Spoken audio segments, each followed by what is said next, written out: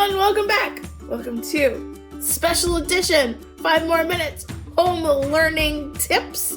Today's episode is called Interactive Reading, Part 2.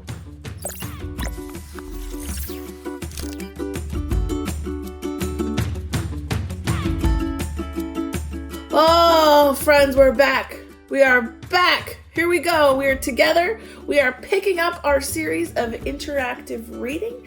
If you remember our last video, we were looking at interactive reading part 1, and we looked at a strategy called the CAR strategy, C-A-R, which was comment, make a comment, ask a question, and wait, and then respond here. So it's a really good strategy. Today we're going to look at another strategy. This one can be used at any time, but we're going to kind of pair this one up to how to talk about text during reading. Because if you remember last time, we also talked about how a really good way to think about reading with someone is be like, okay, what do we talk about before we read?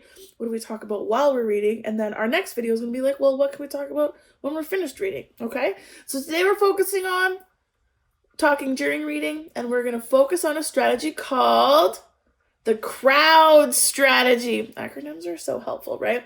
So this is one that I've been doing a little bit of learning about. It's really good. So the 5 letters, C.R.O.W.D, spell out crowd, and each of those are a possible prompt that you can use to interact with someone while you're reading a text. So we're going to go through these. We're going to go through these together. So starting with the C. So C stands for complete the prompt. And what that means is, and you'll see this oftentimes in writing, where it's like a fill in the blank. So for example, Jack and Jill went up the, and then you pause and you let your reading partner fill in the blank. So it's really good for rhyming books. And what this prompt structure helps with is to really to develop structure in language, right? And so kids are picking up the pattern. You can use it also for books that have multiple readings that you've read a lot of times, where kids are like, I know this book inside and out. And so just like pausing and being like, where are we going today? We're going to that. Right? And so then you get kids to respond. And so rhyming books are so good for this. And I have my favorite one here. Revolting Rhymes, Roald Dahl. I use this one with my high school kids all the time. It's so funny. There might be an inappropriate word or two in there, but you know, it's so good. Okay, here we go. Second one, recall. Recall, these are questions basically that you want to ask someone who you're reading with, but they're really familiar with the text. So either they've just read it or it's a book that they've read multiple times, okay? And so this one's one of my favorite ones because I have a hard time getting out of bed. Robert Munsch, our beloved Canadian author, has a really incredible series with lots of diverse characters, and is really good at looking at text that talks about, because what recall is really good for is developing skills for sequencing and remembering details. So I love Robert Munsch books, and they range in age of kids. I've used Robert Munsch books from K to 12, so they're also they're like age appropriate, but also super funny. And so like thinking about the Jack and Jill example, like an example of a recall would be like, so what happened when Jack and Jill got up the hill, right? And so you're referencing something that was just read or a book that kids are really familiar with. Kids or adults or individuals. Okay, so that's the C and the R. Now we're going to look at the O. So O stands for open-ended questions. And these are really good questions if you want to focus on the visuals in a text, right? And so using text or books that have really incredible visuals that tell more about the story than just the words, right? This is one of my favorites. You Hold Me Up. Monique Grace Smith is an incredible award-winning author. And this book is written in both English and Cree. And it's just a really beautiful example of a book that you could have lots of conversations around the beautiful images within it. Talking about pictures in a book, this is really helpful for building fluency, expression, attention to detail. So all of these things are going to be books. But you know, you have those books and just like the visuals are so out of this world amazing. And sometimes they don't even have any text at all.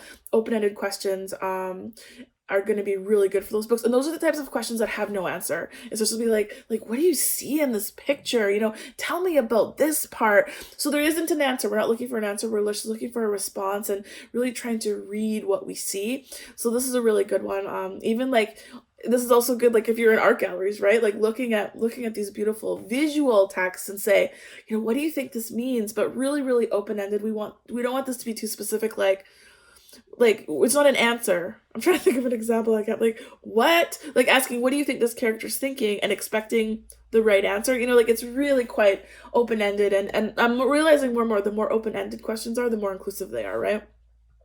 Okay, C.R.O.W. Oops, W.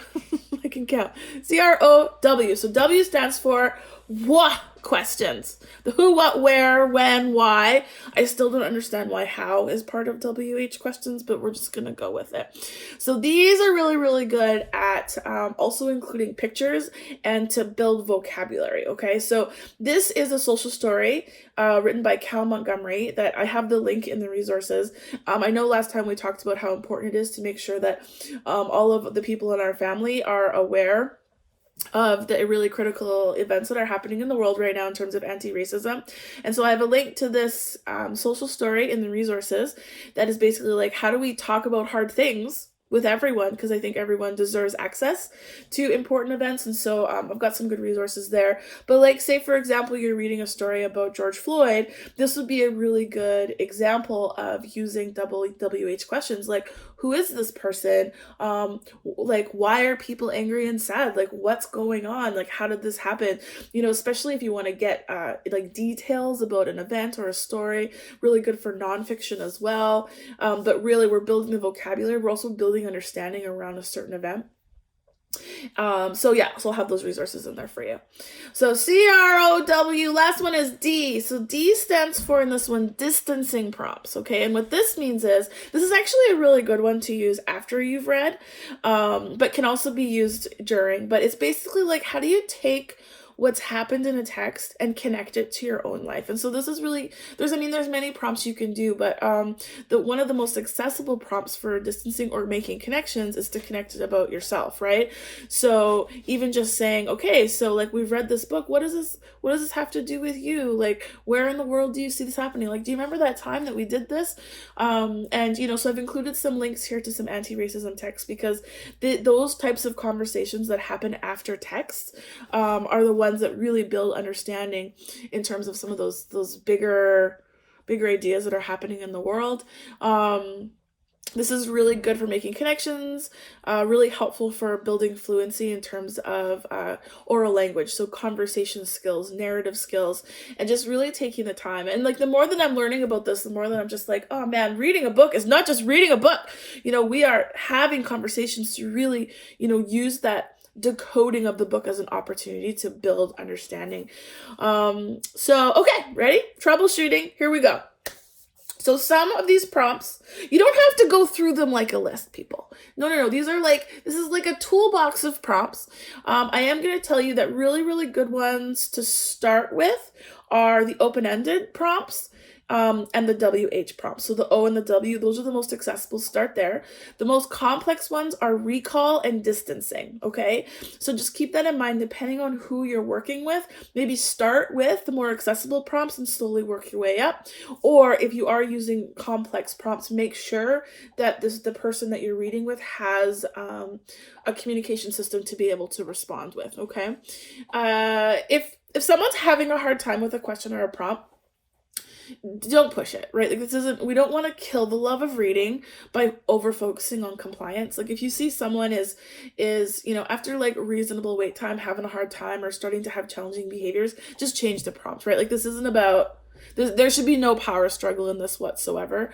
You can do this with any text, books, movies, art shows, speakers, TED, it doesn't matter. TED Talks, okay?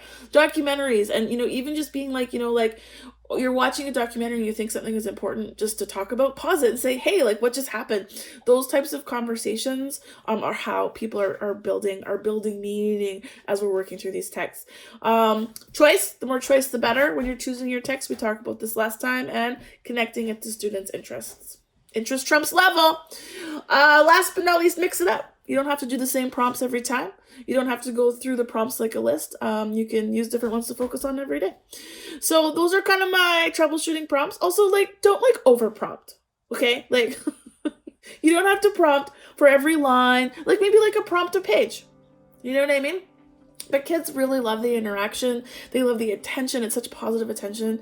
But at any time I've done this with like my nieces or some of my students that I've worked with, like they love it because it's like it's a really, really positive interaction and attention in a way that's actually also building really important skills for literacy. Whew, okay, tip of the day, practice. You're going to practice talking and asking questions using the C.R.O.W.D strategy prompts while you're reading a text. So in the middle of the text, so we've done the let's talk about it before. Now we're actually reading through it to be like, okay, so let's talk about it. What are you thinking about this? Who's this guy? What does this mean? Start with 1 or 2 prompts, build over time.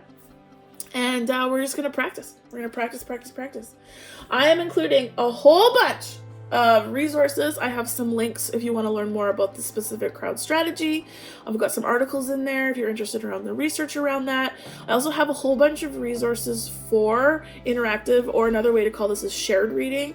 And all of the texts that I showed you through this little video, I have them all linked. So I have Roald Dahl linked.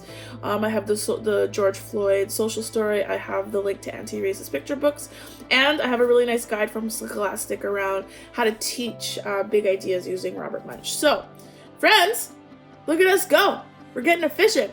Join us again. We're going to have a Saturday Q&A. I'm sorry about last week's Q&A. I am mid-dissertation writing. So we are going to make it up. So Saturday, 11 a.m., 5 more minutes Instagram live. We'll have some more questions. And we've had some really good conversations about that. So please join us. And until then, I will see you next time on 5 more minutes home learning tips. Bye, everybody.